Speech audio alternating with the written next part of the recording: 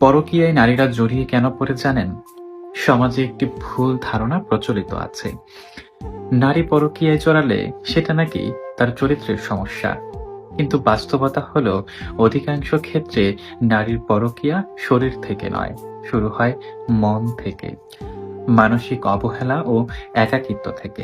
অনেক নারী সংসার থেকেও ভীষণ একা। স্বামী শারীরিকভাবে পাশে থাকলেও মানসিকভাবে অনুপস্থিত। কথা নেই, যত্ন নেই, অনুভব করার কেউ নেই। এই দীর্ঘ একাকিত্ব একদিন তাকে এমন একজনের দিকে ঠেলে দেয় যে অন্তত তার কথাটুকু শোনে।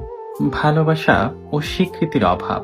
যেমন নারী চায় না অনেক কিছু, সে চায় কেউ তাকে বুঝুক, বলুক তুমি গুরুত্বপূর্ণ।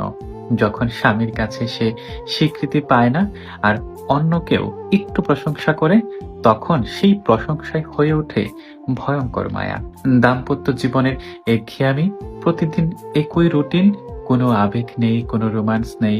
নারীর মনও তো একটা অনুভূতির, সে চায় নতুন করে ভালোবাসা অনুভব করতে। এই একঘেয়েমি অনেক সময় তাকে ভুল সিদ্ধান্তে ঠেলে দেয়। দীর্ঘদিনের দমন করা কষ্ট, অনেক নারী বছরের পর বছর অপমান, অবহেলা, কঠিন কথা কিংবা নির্যাতন সহ্য করে এক সময় সে ভেঙে পড়ে। আর তখন যে একটু সহানুভূতি দেখায়, সেই মানুষটাই সে নিরাপদ আশ্রয় মনে করে। সামাজিক যোগাযোগ মাধ্যম যেমন ফেসবুক, হোয়াটসঅ্যাপ, ইনস্টাগ্রাম, আজ যোগাযোগ কিন্তু খুব সহজ।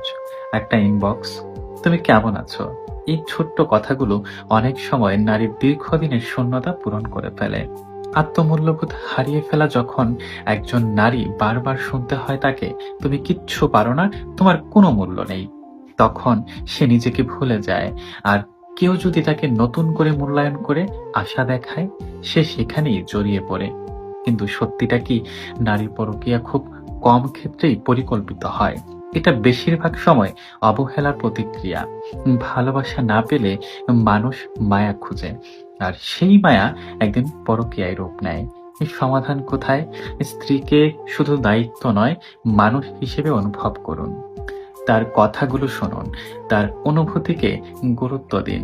ভালোবাসা প্রকাশ্যে কৃপণতা করবেন না। মনে রাখবেন, যেখানে ভালোবাসা থাকে সেখানে পরকীয়া জায়গা হয় না। শেষ কথা হলো, পরকীয়া জড়িয়ে পড়া কোনো নারী হঠাৎ করে খারাপ হয়ে যায় না।